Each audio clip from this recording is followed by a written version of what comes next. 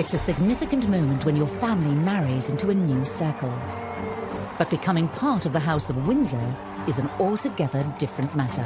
It must be an overwhelming sensation to know that you and your child are going to be forever associated with royalty. What is it like to suddenly find your family intimately within the royal orbit? Is it a dream? It was a total shock when it came. Or a royal nightmare? And I suppose in love. Bit of in love, me.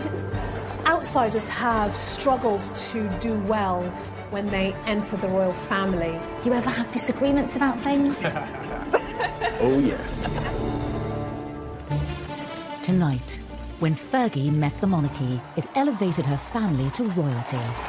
For Ron Ferguson, to have your daughter marry a prince, become a duchess, and to become a senior member of the royal family, I mean, it just doesn't get any better. But two families coming together brings with it palace politics. You're not only marrying royal in-laws, but also all of the people working at the palace, and you have to be pretty sophisticated in order to maneuver yourself throughout.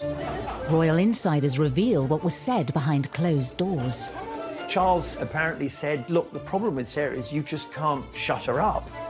And when the Fergusons brought scandal to the House of Windsor, Ronald Ferguson was photographed entering a club for men, and it offered massage. And the rumour got around that the massage wasn't quite all they offered.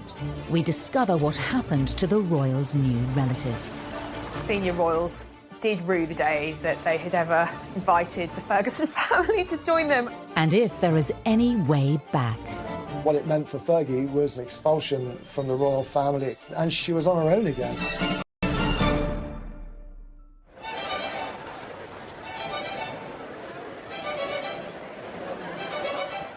The love affair between Fergie and the monarchy began in the summer of 1985 at Ascot.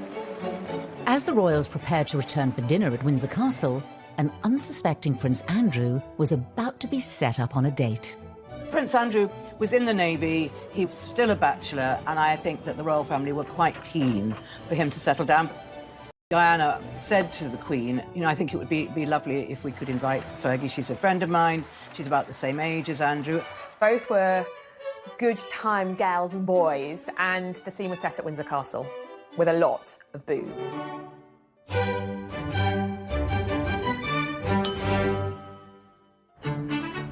They sat next to each other and they were flirting almost from the, you know, from Plate of profiterole rolls and said, don't worry, I'll have some too, and then didn't. So I think she gave him a sort of playful slap, and I think that was really the beginning of their relationship. It was the start of a romance that would spark intense public interest in Fergie's family. She came from a very well-to-do family. Sarah's mother, Susan, married Ronald Ferguson when she was only 18 years old, and they had two children, Sarah, who's called Fergie, and her sister Jane. And they bought this beautiful house called Lowood, very near Ascot, in that very beautiful area full of rhododendrons and trees and houses hidden behind big gates. And that's where Fergie grew up. they always were aspirational. I think they had a feeling they were sort of almost minor aristocracy. For Sarah, in the back of her mind, she was always going to try to get a husband who was special and certainly rich. Even for the well-to-do Fergusons, Fergie's relationship with Andrew was a tantalising prospect. Ronald Ferguson was absolutely thrilled and delighted. 10 out of 10 for him. She couldn't have done better. Marrying into the royal family has to change things, doesn't it? Because it's that final bit of icing on the cake. But there are hurdles to clear for a royal bride-to-be, not least a stern examination of the family tree. Thankfully, when it came to the Fergusons, the Windsors didn't have to look too far from their own. Some people like to say that Sarah Ferguson was middle class, but she wasn't. No, oh, my God, to be thought of as a commoner, my goodness, no, they were very much upper-class English. The Ferguson family actually can trace their lineage back to the royal family. So Sarah Ferguson and Prince Andrew are very, very distantly related through Charles II, but not that that is much of a cause for concern for the royal family. In fact, they probably encourage that. It wasn't just shared distant relations that tied the Fergusons to the Windsors, but also their social circles. Ron Ferguson, Fergie's father, had mixed with members of the royal family for many years. He'd been in a very smart cavalry regiment. He'd ridden alongside the Queen on the Mall. He'd played polo with Prince Philip. And of course, he managed the polo lifestyle of the Prince of Wales. So they were a family that the Windsors were familiar with. Because horses and polo was such a big part of her parents' life, Fergie, in fact, met Andrew when she was around 3 years old. Of course, neither of them would have remembered, on the side of the polo field. So actually, throughout her childhood and adolescence, Sarah had a lot of exposure to the aristocracy and to the royal family. She was very much part of that crowd. Age of 13, her parents, Ronald and Susan, had separated. Sarah was at a pivotal age. I mean, those early teenage years, it can really mess with your head when things at home aren't the way you want them to be and aren't the way you expect them to be. She had this magical childhood, and then suddenly it all sort of folded. She talks about it herself, how that's when she started to feel very insecure and inadequate, and she blamed herself for the breakup of her parents' marriage. In 1975, Sarah's mother Susan left the UK to start a new life with a new man in Argentina, leaving Sarah and her older sister Jane to be brought up by their father. As Sarah grew into adulthood, Ron Ferguson's influence on her would be profound. After Sarah's mother ran off to Argentina, she became quite a daddy's girl. I think she got a lot of strength from having her father solidly behind her, and he was very good with her. I mean, she approached everything full-throated, full throttle, went for it, in very much the way that Major Ferguson, as he then was, would have done. Ex-soldier, lived life at the charge, if you like. And so there's sort of a resolution that she took, that she was going to find Mr. Right and settle down, and the marriage would be for keeps. With Ron Ferguson's sense of determination running through her, Fergie's pursuit of happiness had now led her to her dashing prince. As their courtship blossomed, it was soon time for Andrew to take the relationship to the next daunting level.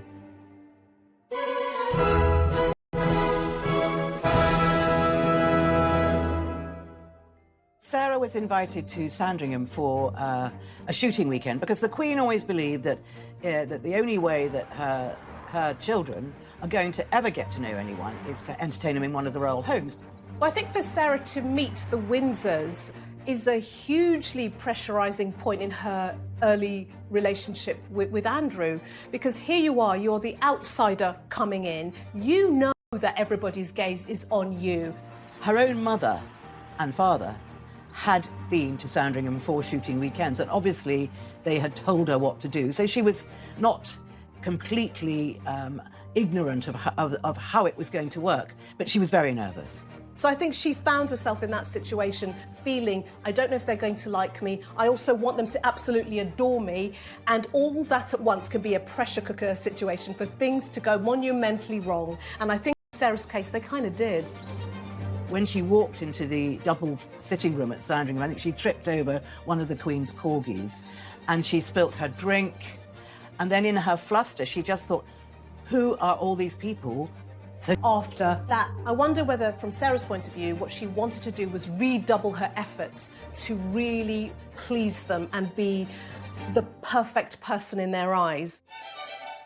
Despite less than royal first impressions, Fergie set about winning over the Windsors by appealing to their interests. She was someone who really threw herself into the pursuits that the royal family value. For example, she learned to drive four in hand, you know, carriage driving, the thing that Prince Philip at that time absolutely loved, and she was pretty good at it. And Philip thought this was extraordinary. She had learned to ride at a very young age, and Her Majesty loves horses, and she liked to ride, and the fact that Sarah could accompany her on horseback was another huge plus. After finding common ground, Fergie's outgoing nature began to charm the Windsors. I think with the royal family, when they're in their personal time, it is a very outdoorsy kind of life that they lead, hunting, shooting, fishing, and she was up for all of that. So her larger-than-life, boisterous, up-for-anything personality very much endeared her to them. So, you know, the stars were really aligning very quickly for Andrew and Fergie because she had such a big impression on his family. Sarah had passed the sternest of royal tests. Her family were up to scratch, and all that remained to unite the Fergusons and the Windsors was for the prince to pop the question. Andrew went down on one knee and he asked her to marry him. She just burst out laughing.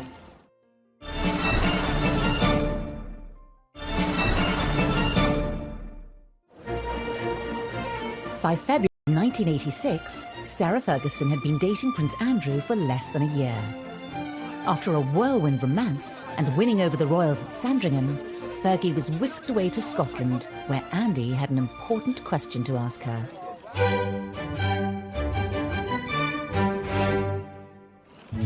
Fergie and Andrew went to spend the weekend with the Duke of Roxburgh at Floors Castle, well, as you do if you're a prince. And during that time and that romantic setting, he went down on one knee and he asked her to marry him. And I think she was so surprised. I mean, she just burst out laughing. She thought, was this all some big joke? You know, because she felt she was so un-princess-like. She wasn't this perfect-looking girl, and she just couldn't believe it could quite happen to her. She said, of course, of course. She was just over the moon. The Fergusons, when they realised that their daughter was engaged to Prince Andrew, I mean, they were, you know, they were ecstatic. They thought this was the most marvellous thing. Absolutely thrilled. On the 17th of March 1986, the announcement that Ron Ferguson had been waiting for finally came. Sarah Ferguson and Prince Andrew were to be married. Do you remember what he said? Absolutely. But I'm not telling you. It's the epitome of the social ambitions of Ron Ferguson to have his daughter marrying the Queen's favourite and second son. I mean, it put them front and centre of British public life. He went from being, you know, a landowner to being a member of the House of Windsor. And he referred to himself as being a member of the royal family. So, you know, the Fergusons had arrived. Thousands of miles away in Argentina, Fergie's mother Susan was a little more restrained than her former husband in reaction to her daughter's impending nuptials. How do you feel today? Very happy, very pleased. Do you think that something might change in your life from today onwards? No, I don't see any change. Because she went to live in South America, I think that Susan, Sarah's mother, didn't feel that the marriage would change things for her. But it's a curious thing. She was very wary. Although Susan would have been very happy that Sarah was marrying to the royal family, you know, it brings a huge amount of scrutiny. From the minute the news came out that they were going to marry, Fergie was besieged, as every young royal bride is, by photographers and pressmen all over the place. You can't put a foot wrong, both internally within the family and externally with the press and with the public. With the wedding fast approaching and the spotlight firmly on the royal bride-to-be, nothing Fergie did would go unnoticed. A girlfriend rang me, and I remember I was still in bed and said, "You will not believe I've got the most amazing story."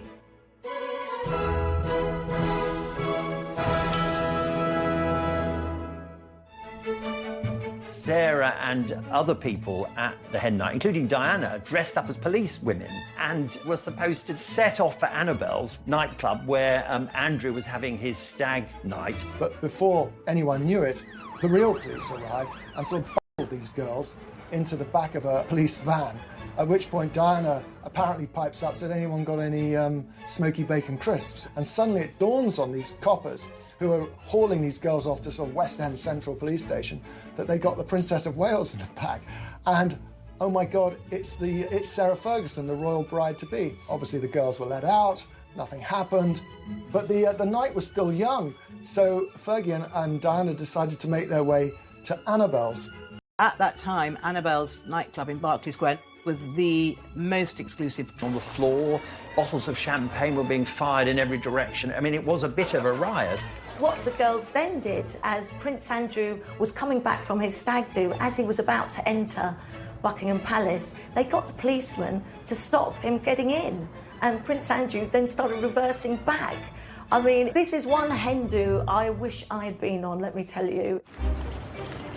Fergie's A blowout as a commoner did not go unnoticed behind palace walls. Fergie found it so funny, but sadly a few of the royals, weren't laughing so much, and they did get in quite a bit of trouble about it. It was a hint that there might be rather vulgar side of Sarah, and vulgarity is something the royal family, the House of Windsor, really don't like because it leads in all sorts of dangerous directions. Ron Ferguson, of course, would have said, well, she's very much a chip off her father's block. He loved mischief making, and if it helped his daughter relax ahead of the big day, then I think he'd have been very much in favour of it. On the 23rd of July 1986, the big day arrived. With her father by her side, all eyes were on Fergie as she prepared to become the Duchess of York. Fergie herself, she was very nervous, but she had her father at her side in the coach going to Westminster Abbey, and he just made her laugh and told her jokes all the way there. It was huge. Andrew was fourth in line to the throne. He was the favoured son. And so, this had to go really, really well. The focus was also on the Windsors and how they would accommodate Fergie's fractured family. The etiquette can be quite tricky when you've got extended families, broken families. I mean, by this stage, both Sarah's mother and father had remarried. She had half-sisters, half-brothers. Were they all going to be invited? Was it okay? Is divorce still a dirty word in the royal family? The other thing to remember is the fact that Fergie's mother had married an Argentinian. That was obviously a discussion at the time. It wasn't that many years since Britain had been at war with Argentina over the Falkland Islands. So there are all these sort of minor diplomatic niggles in the background which could affect, if you like, sort of the long-term integration of these families going forward. But things have moved on by this time, 1986, and both her mother's partner, Hector, and Ronald's new wife, also called Susan, were invited. And in fact, actually, her half-brother and half-sister from her father's new marriage, they acted as page boy and bridesmaid. So it was very inclusive. It was very forward-thinking of the royal family to embrace them at that stage, because it was relatively new at the time in the UK, where you started having these more complicated family structures, and very much in their interest in terms of the royal brand. With the Ferguson family warmly welcomed, Fergie relished the day that she finally became a royal. I remember her saying to me, the little girl that used to play tag with Andrew was now marrying her prince. And he was her prince. She truly loved the man, and she couldn't quite believe it. You couldn't take that smile off her face. It was almost a sort of, yeah, I've done it. Here I am, right up here marrying the Queen's son in full view of everybody. I think there was a sense of triumph about her in many ways, but also a sense that it's unbelievable, isn't it? It's me. It's just me, Fergie. The day was just as exhilarating for Ron Ferguson as it was for his daughter. Major Ron had been up half the night, walking up and down the Mall, because everyone was partying there, and he just wanted to drink in the atmosphere. He was licking his lips at one point. He was very much focus of attention, as well as Sarah, and his whole family were the focus of world attention. And it was like, this is the stamp, this is the seal of approval for the Fergusons. He'd been part of royal circles for a long time, but to have your daughter marry a prince, become a duchess, with all the grand ceremonial at Westminster Abbey, and to be included in the royal family, become a senior member of the royal family, I mean, it just doesn't get any better. The union of the Fergusons and the monarchy was now complete. All that was left to seal a perfect day was for the royal couple to make the traditional balcony appearance in front of thousands of well-wishers. At the end of the wedding, that afternoon, there was just a hint that all might not be well, because they did a very strange thing. They did this odd business of kind of working the crowd up, almost like they were a sort of musical entertainers. The crowd were chanting kiss, kiss, kiss, and Sarah was sort of conducting and orchestrating this. Well, I think there's a fine line between sort of exuberance and sort of being over the top. And Fergie strayed too often into the over-the-top realms. She somehow just didn't know when to sort of throttle back. The senior royals standing alongside There was an uncomfortable feeling about that. Again, the word is, it was slightly vulgar. So, although the wedding itself was good, there was a hint of trouble to come. The honeymoon period was to be short-lived, as the daggers would soon come out for Fergie. Charles apparently said, look, the problem with Sarah is you just can't shut her up. Then her father brought shame on her royal in-laws.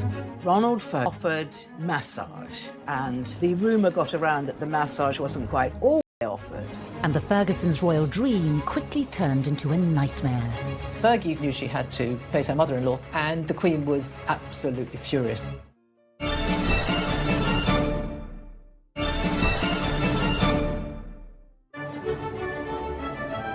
Sarah Ferguson, the horsey girl from Hampshire, was now Her Royal Highness the Duchess of York. She had brought the Ferguson family name into the royal spotlight, and from the outside, she seemed to be settling well into royal life. But among her royal in-laws, not everyone was a fan.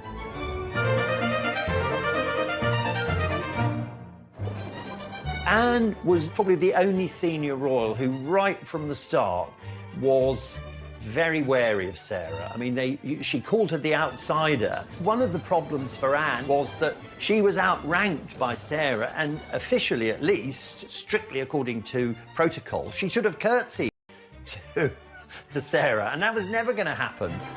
What had at first seemed, especially to Charles, to Philip, this bright, positive young thing coming in and sort of adding sparkle was just starting to sort of leak away.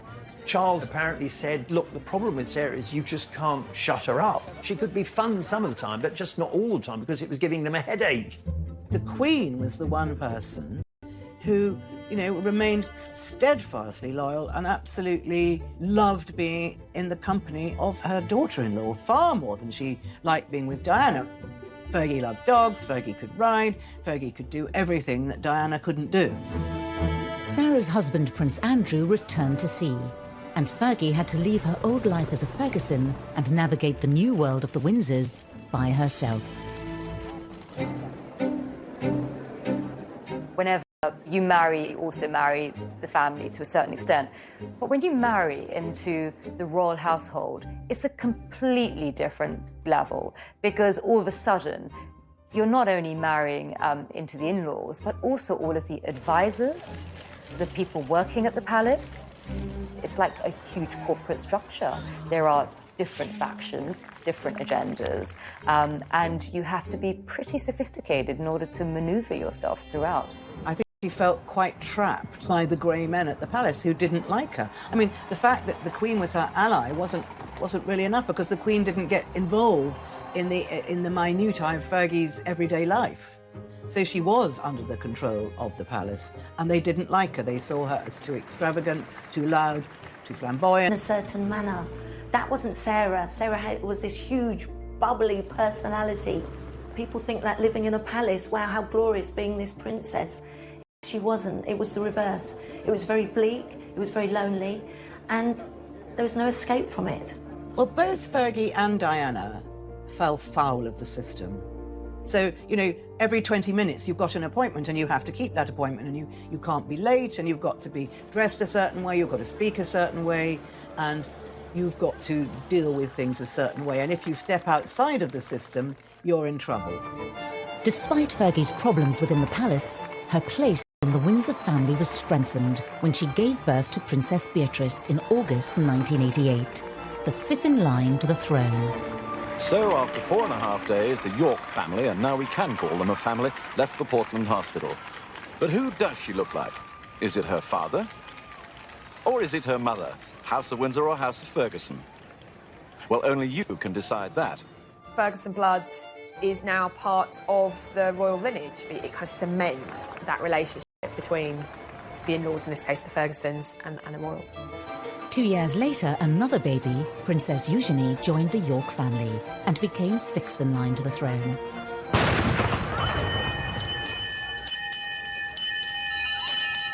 Oyez! Oyez! Oyez! Her Royal Highness the Duchess of York was safely delivered of a daughter at 7:58 p.m. today. Her Royal Highness and child are well. Sarah had given the Windsors their first royal princesses since Princess Anne's birth. Her most significant champion, the Queen, even came to visit the Duchess in hospital. But despite the monarch's support, Sarah seemed to be losing allies within the royal circle. Even the British press, who had once welcomed her with open arms, began to criticise her behaviour. Fergie and Andrew first went to America. They were in Los Angeles, and I was there. I was part of the press crew there. I would just remember they were at this very big conference, and Andrew was giving a speech, and then Fergie got up and gave a little speech. Sarah, and I know against advice, wanted to make a speech, which, the wives of royals wouldn't normally do. It's breaking with protocol. But she insisted. At last, I have the turn to talk. All these men around here. Love you. I'll see you later. That phrase, it was only a joke, but it had a sort of sexual connotation, which is a complete no-no. Same sort of flattering headlines that she'd had up until, in the early years of the marriage. It was Ron and her father who stood up for her, and in fact it was one of the things that upset her at the time was that the monarchy, the institution, were not defending her from these, what she considered to be unfair attacks in the press. But her father did. Although the tide was beginning to turn against the Duchess, it was ironically her father, Major Ferguson, who first brought disgrace into Sarah's new life as a Windsor.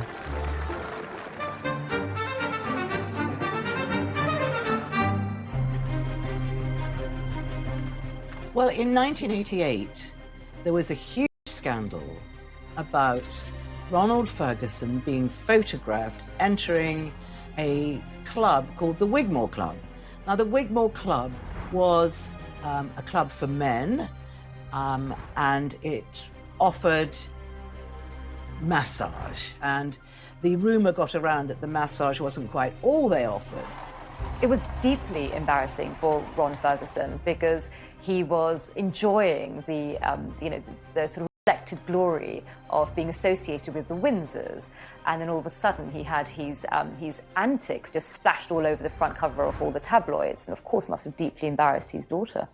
The fallout from this scandal of the Wigmore Club was enormous, because at the time Ronald ran the Guards Polo Club, and he had a very responsible job, but this scandal really besmirched his name. He issued a statement to clarify reports in this morning's newspapers. In it, Major Ferguson said, "I have not been sacked and I have not resigned, but I was not re-elected and was not prepared to accept the alternative position." Prince Philip, who was president of the club, refused to help. He kept asking to meet Philip and his daughter's father-in-law, and Philip refused because of the associated kind of taint. And it's just, you become basically persona non grata. And unfortunately, look, families, we all fall out, we have tiffs and things like that, but when you have a fall from grace like that within the royal family, it takes a very, very long time to be accepted back in, and in some cases, never. Fergie becomes guilty by association. This is your father, this is what he's done, and she almost has to mop up after that particular scandal and redouble her efforts once again to get into the royal family's good graces. Sarah's loyalty to her own family had been tested by her father's scandal. With her new husband, Prince Andrew, often at sea, her loyalty to the Windsors was now also tested. Fergie was and often when Andrew came back from these long stints, his main preoccupation was either golf or watching television, because he was simply too tired to do anything else. And the marriage began to unravel. With Andrew away in the Navy, Sarah's friendships with other men began to be scrutinised. Particularly when she became close with American businessman Steve Wyatt. Fergie's new friendship was revealed in the newspapers when a cleaner found photos of them on holiday, and the press began to ask questions about the Yorks' marriage. The stories claim that the Duchess travelled to Morocco with Mr. Wyatt and met for other holidays, parties and private dinners. A cleaner at Mr. Wyatt's former flat is said to have found photographs of the couple together. The prints have been returned to the Duchess. It wasn't an obvious example of definite proof of infidelity, but, you know, it was pretty close. Typically, the attitude towards extramarital affairs in the upper echelons of society, the aristocracy, the royal families, is that they're tolerated. But I think the sort of cardinal sin is when they are made public and when they are under public scrutiny. It's really the damage that was caused as a consequence of the exposure that was the issue. When the scandal broke and the Queen was made aware of what was going on, I think she did put her head in the sand a bit. I think, you know, the Queen doesn't like moral confrontation, and I think she always thinks, well, a little bit like her mother, that if you ignore something, it just might go away. But the household are the ones that are responsible, and they felt very, very concerned about this. The Duchess was becoming tabloid fodder, forcing the Windsors to take action. After a difficult Christmas at Sandringham in 1991, Andrew and his family were called to a Windsor family summit. The summit early in 1992 was called by the Queen's private secretary, Robert Fellows. All the principal players, as it were, except Sarah, were there: the Queen, Prince Philip, Charles, and so on. And Robert Fellows, one of the Queen's closest advisors, he laid out before them the situation that this broken relationship between Sarah and Andrew was becoming the stuff of the tabloids. Something had to be done. Separation was a huge step forward, and one which the Queen must have been deeply saddened about, but they clearly needed a break from each other because things were not happy. But I think the Queen was as baffled as the rest of us as to why it had come to this. Sarah had to decide to either make the marriage work or move on. In March, the Duke and Duchess announced their separation. The Yorks' apparent separation role and future as a divorced Duchess of York will take the royal family into uncharted waters. I remember sitting with Fergie, having tea, I think, and she was trying to describe, she said, I just couldn't be in that royal world anymore. She was on her own again, and who was there to help her and pick up the pieces? Well, her father and the Fergusons. They were really the only people she had who she could turn to. The Ferguson family's union with the Windsors seemed to be coming to an end, but worse was in store for the Ferguson name.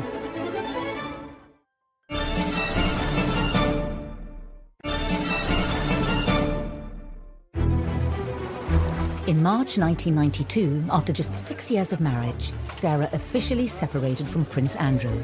Any association with the Ferguson family name was swiftly nudged by the palace, who now swung into action.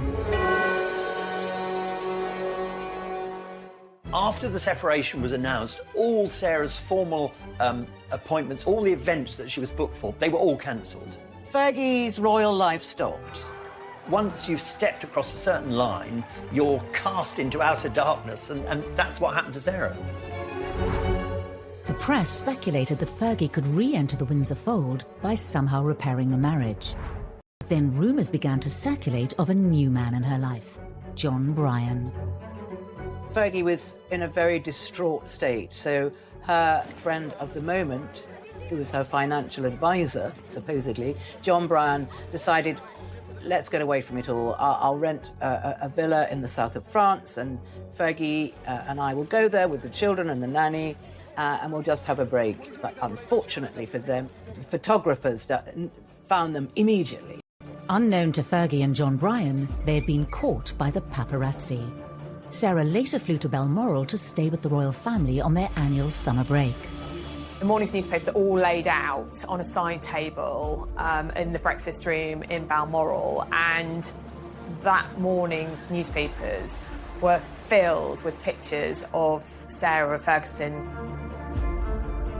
She was caught lying in the sun with this guy, apparently sucking her toes. I mean, he claims, as if it makes any difference, he was kissing her toes. Anyway, unbeknown to Sarah, the newspapers had got photos. Paparazzi had taken these pictures, the newspapers got them.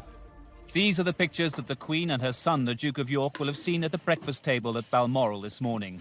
An intimate series of photos showing her daughter-in-law and his wife, topless at the poolside in the south of France, kissing a Texan millionaire. The Queen's granddaughters, 5th and 6th in line to the throne, are pictured standing by watching. self-confident Sarah when she saw these pictures. And apparently Prince Philip came into the breakfast room, picked up one of the papers and just threw it in front of her and walked out. Fergie went up to see the Queen because she knew she had to face the music and face her mother-in-law, and the Queen was absolutely furious, apparently. It was the Queen's daughter-in-law. It was so embarrassing. Fergie had shamed the Ferguson and Windsor names and left Balmoral soon after. Duchess of York left Balmoral Castle today using a side entrance of the royal estate to drive to Aberdeen Airport. Her two daughters, Princess Eugenie and Princess Beatrice, were with her. No longer the luxury or privilege of an aircraft of the Queen's flight, for the Duchess just an ordinary scheduled flight to Heathrow. After the toe-sucking incident, the Windsors, they really want nothing to do with her. Famously, Sarah sent flowers to Princess Margaret, who sent them back with a note saying, "You're an absolute disgrace to the family." The Windsors' union with the Fergusons seemed to have run its course. The Major was subsequently let go as Prince Charles's polo manager, a role he had held for 20 years. The only member of the Fergusons who seemed to remain in the Windsors' good books was Sarah's mother Susan, over 6,000 miles away in Argentina. Fergie's mother actually, surprisingly, kept up a good relationship with Prince Charles, and he in fact wrote a foreword to a book that she wrote on polo. Sarah's father also wrote a candid and revealing book called The Galloping Major. Ron decides to publish his memoirs. I think he had been so stung by what had happened to him. I think he felt it was time he got his side of the story out.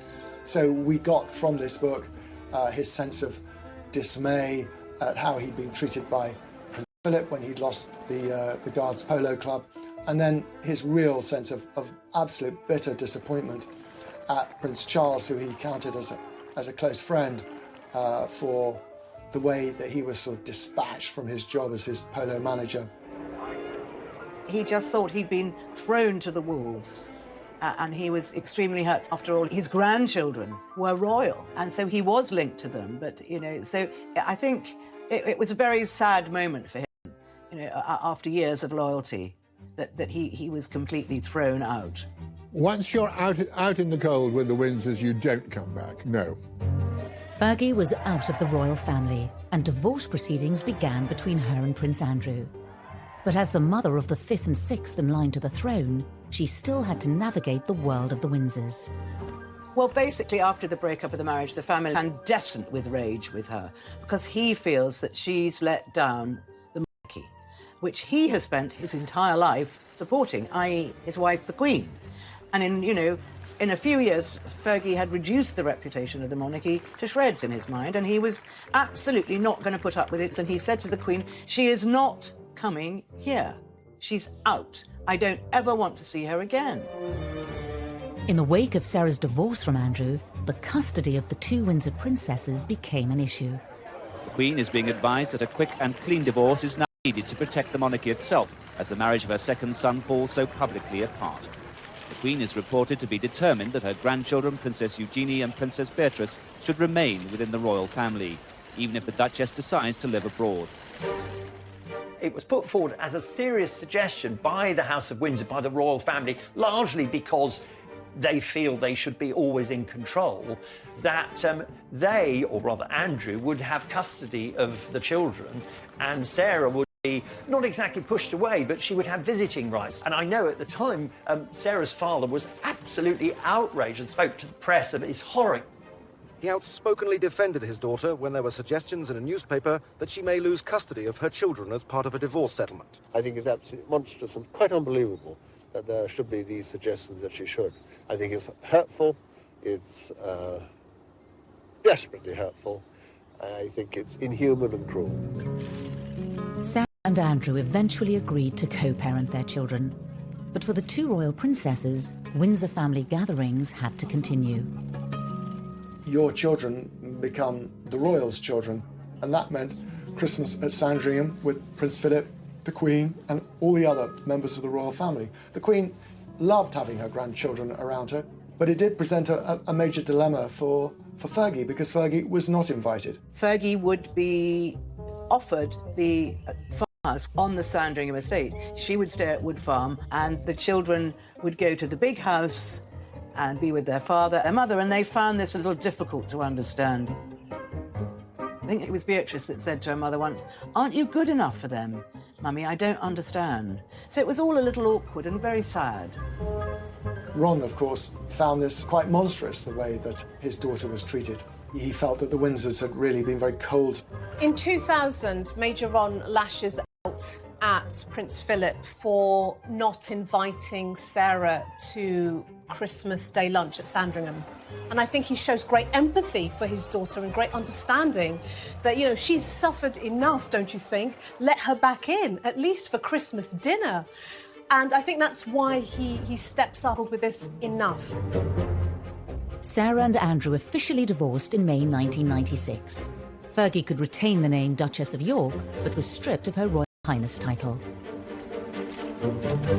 Any support she could take from the Ferguson clan also began to slip away. In 1998, Sarah loses her mother, who dies in an accident, and in 2003, she loses her father, and her only sister lives in Australia. So we once again find her in that space where she's isolated, lonely, and cut off, and grieving. The closest family she had left in the UK were her daughters and her ex-husband, Prince Andrew. Sarah had very publicly cuckolded Andrew, and yet Andrew is very forgiving of her. He continues to be there for her. He helps her financially. Prince Andrew inherits a royal lodge, the Queen Mother's home in Windsor Great Park. He does it up at great expense, and Fergie pretty much moves in with him and continues to live there. It was baffling to the royal family, particularly to Prince Philip, who could not understand why she was still occupying a royal home. And they were very, very determined to make this one of the happiest divorces you could do. And that's what they did. As Fergie's turbulent history with the Windsors faded, she was slowly and quietly admitted to the fringes of royal life. But in 2010, she was in debt and made a reckless decision, revealed in an explosive undercover exposé. It's £500,000 when you can open doors. New Prince Andrew? Yeah. Is that a deal? Yeah. But the businessman was a News of the World reporter and about to produce a $40,000 down payment. When the money arrives, she looks as though she's crying. The conversation then turns to details of the deal. And then that, then you open up all the channels, whatever you need, whatever you want. And then that's what, then you meet Andrew, and that's fine. Undercover reporter Mazia Mahmood, dubbed the Fake Sheikh, had posed as a businessman and lured Sarah into a financial sting. At the time, Andrew was the UK's trade envoy. Although there was no suggestion of any wrongdoing by the prince, for Fergie, it looked even worse than the toe-sucking pictures with John Bryan that had effectively expelled her from the royal family. It was considered to be particularly damaging because it was selling the royal brand for the highest bidder. And when that news story came out, it did damage the brand of the Windsor tea or coffee or a meeting. You just, show them the money. I don't think the royal family could envisage a worse betrayal than someone selling access to them. Well, I think probably the senior royals did rue the day that they had ever invited the Ferguson family to join them. The Fake Sheikh business was one of the low points in Fergie's life. It looked like Fergie had really gone too far this time and had burnt her bridges with the Windsors for good. Could there ever be a way back into royal life?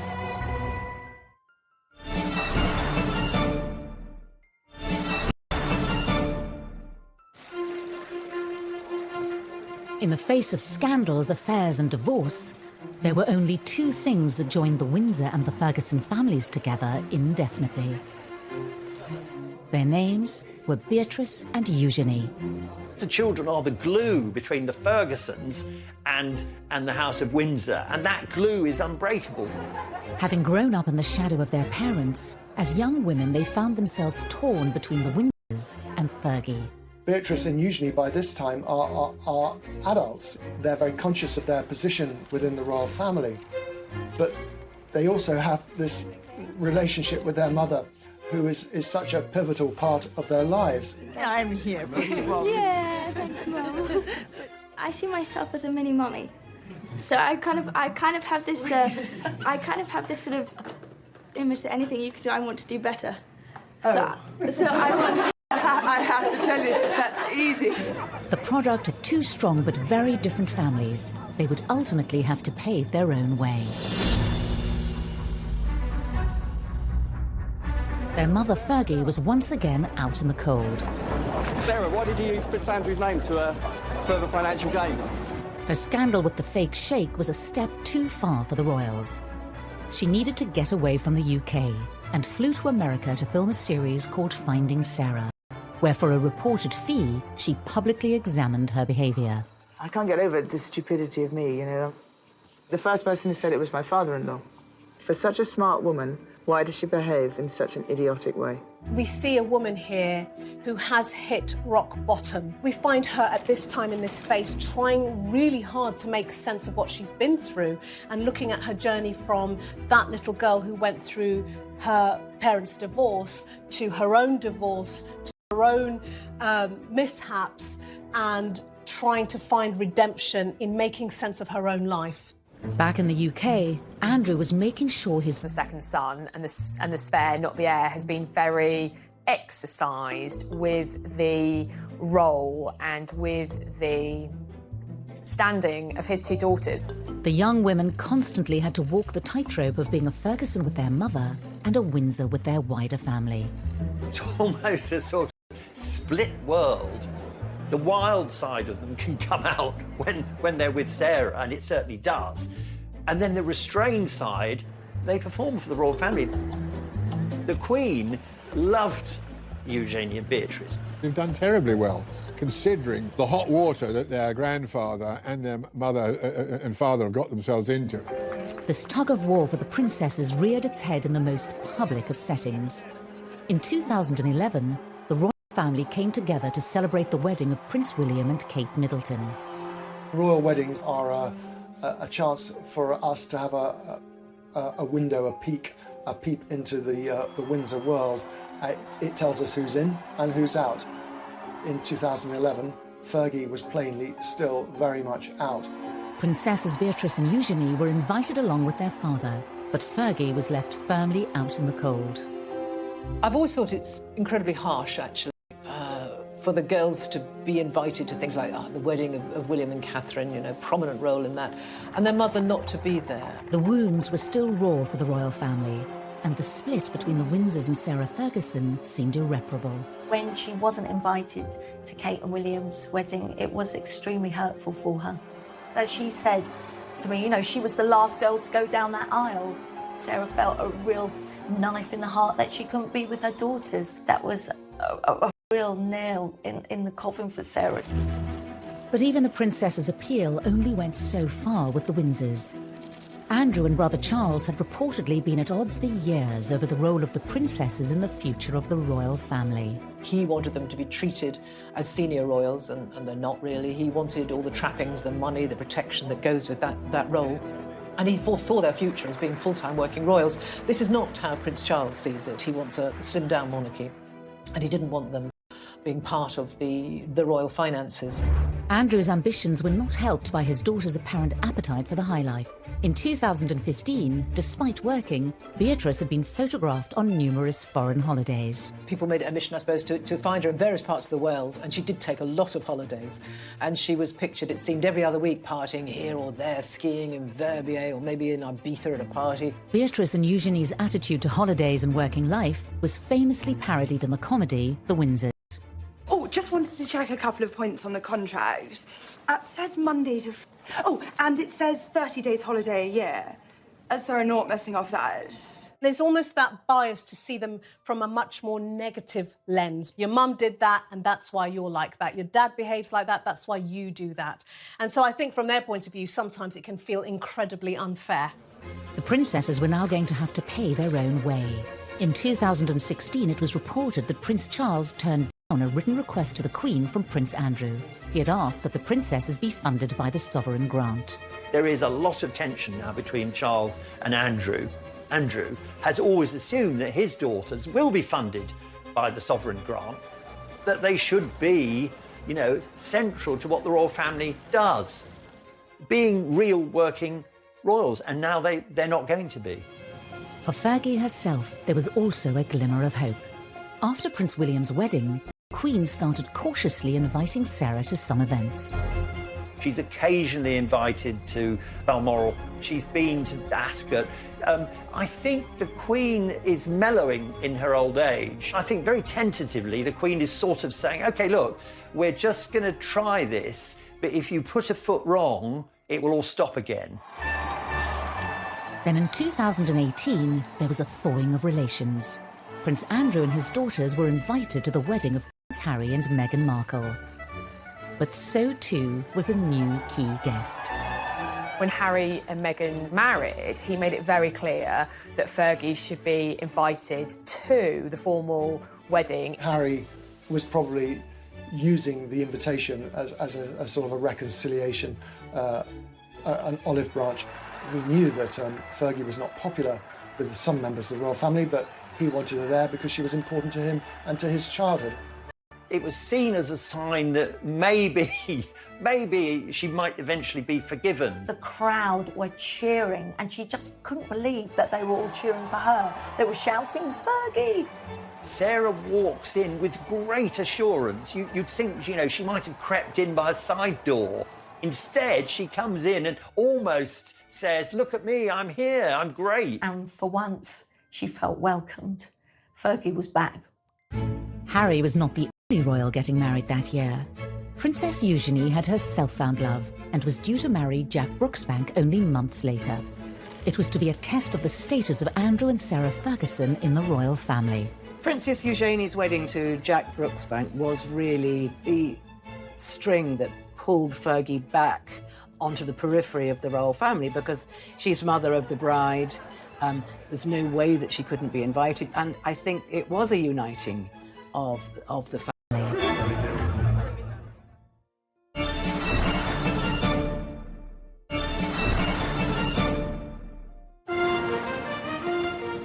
St George's Chapel in the heart of Windsor Castle was a fitting place for a wedding of a princess. Eugenie's marriage to Jack Brooksbank was to bring Sarah Ferguson face to face with the Windsors, not just as a mere guest, but as mother of a royal bride. If there's any link, positive link, between the Fergusons and Windsor, it will be the two daughters. So there's almost an inevitability about Sarah being with members of the House of Windsor because of their children.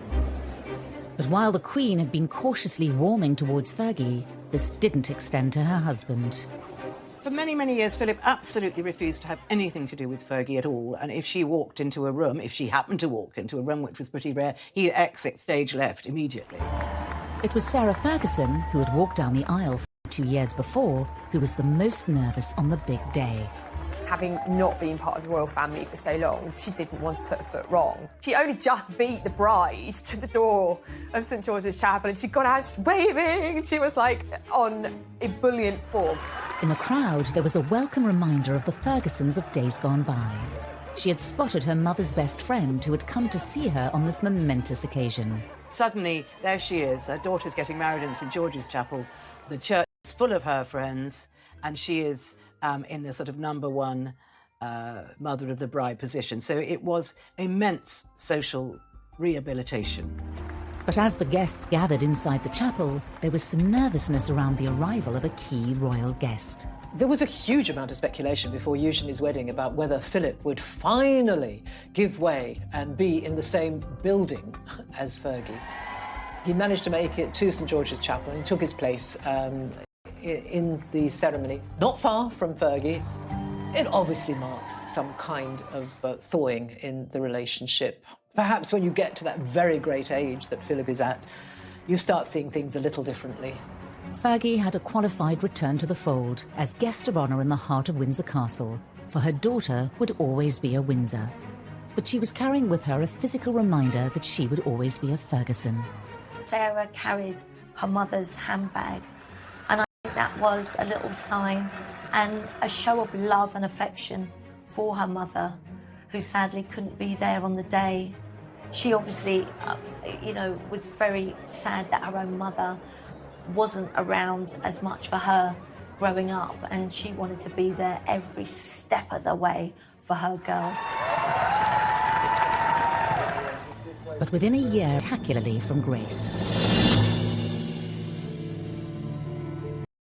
In 2019, new details of Andrew's long-term friendship with convicted paedophile Jeffrey Epstein emerged. The Epstein scandal really seems to have tentacles that reach out and have enveloped Andrew's family because, well, Jeffrey Epstein was a guest at Princess Beatrice's 18th birthday party. You know, he's a family friend.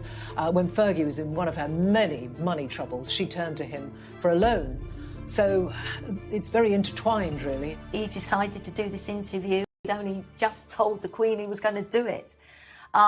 It was the wrong move. Do you regret the whole friendship with Epstein? Now, still not. And the reason being is that the people that I met and the opportunities that I was given to learn, either by him or because of him, were actually very useful. The thing is, he didn't know what to do, whether to do this interview or not. Beatrice actually advised him to do this, thought it would be best if Andrew spoke openly, as honestly as he could, and from the heart. But it just was a total disaster. Just the worst interview I think anyone has seen. It was to be a scandal too far for the royal family and for the Queen. 4 days after he was interviewed by Newsnight, Andrew gave up his royal duties. There's no template here. He can't stop being the Queen's son. He can't stop being a member of the royal family. All he can do is no longer represent or work for that family. The tables had turned. After years of Andrew standing firm in the face of Fergie's scandals, it was now his ex-wife who was supporting Andrew as he found himself distanced from the Windsors. There's this huge loyalty, which I think actually comes from, Fergie's side of the family. This great loyalty that their father instilled in them. It's a very strong trait in Fergie and the two children. 2020 was to be a new era for the family. For Fergie, none of her family were any longer working royals. She's carved out her own career. She goes from project to project now. I mean, her latest project is writing, or co-writing, a Mills and Boon romantic thriller. Sarah has taken to Twitter to reach an audience for her debut novel, promoting it in what looks like a home video. Follow your heart, but do you dare? Lady Margaret, she loves to ride side saddle. She's strong, she's rebellious, she's courageous. It's based on a long-distance Ferguson family relative, someone who wouldn't conform to society with red hair. I wonder who she will attract the ire of the royal family, who she has really worked hard to get back and integrate herself in. It may not only be in fiction that Sarah Ferguson is thinking about romance.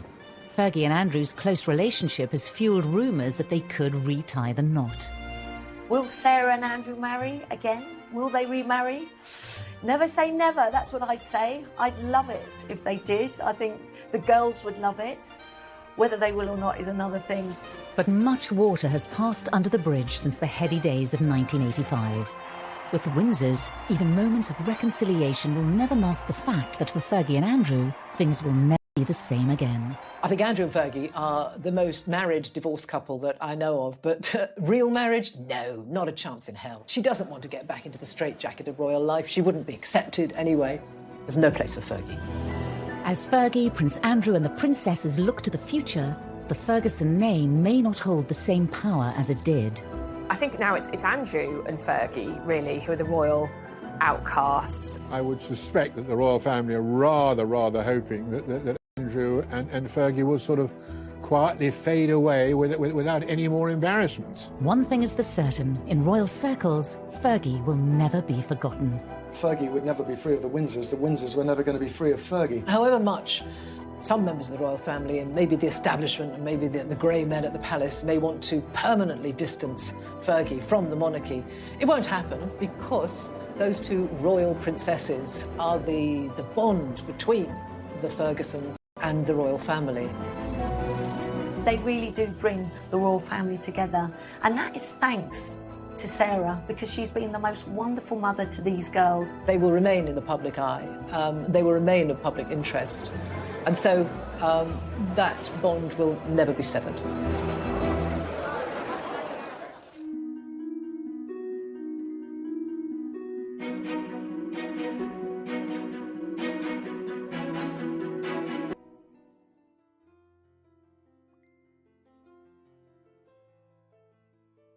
Slap, and I think that was really the beginning of their relationship. It was the start of a romance that would spark intense public interest in Fergie's family.